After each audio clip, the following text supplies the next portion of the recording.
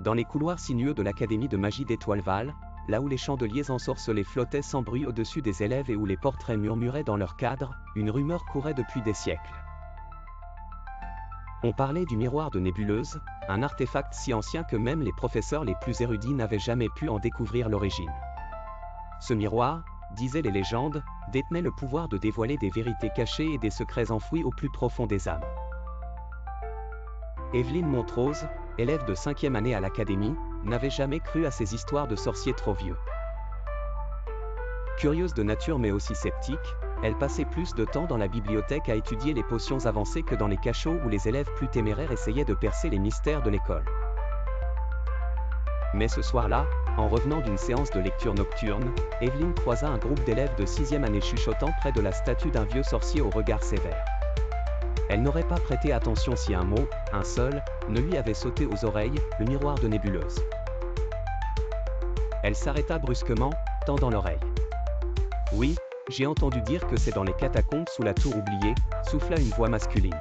« Si on arrive à le trouver, on pourrait découvrir des choses incroyables, sur nous-mêmes, ou sur les autres. » Evelyne reconnut la voix de Nathan Blackwood, l'un des élèves les plus brillants de l'école, mais aussi l'un des plus secrets.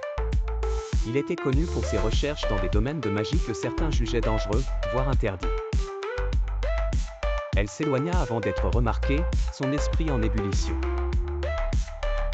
Depuis son arrivée à l'Académie, elle avait entendu toutes sortes de légendes, mais l'idée qu'un tel miroir puisse réellement exister sous les fondations de l'école éveillait en elle une curiosité qu'elle ne pouvait ignorer. Une fois dans sa salle commune, Evelyne retrouva ses deux amis, Lysandé et Mira. Ils étaient tous deux assis près du feu, discutant à voix basse d'un devoir de métamorphose.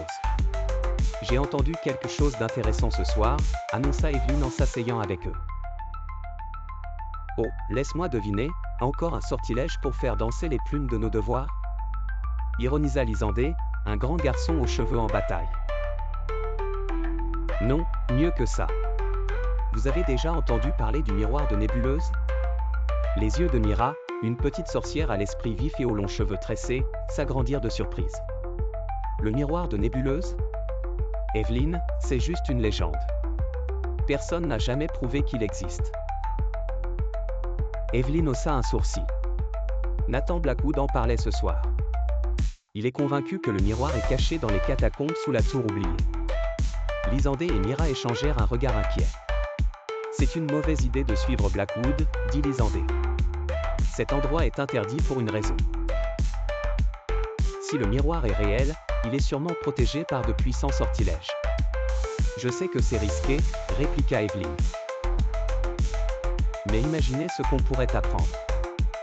Si ce miroir est vraiment capable de révéler des vérités cachées, il pourrait changer la façon dont on perçoit la magie, ou même nous-mêmes.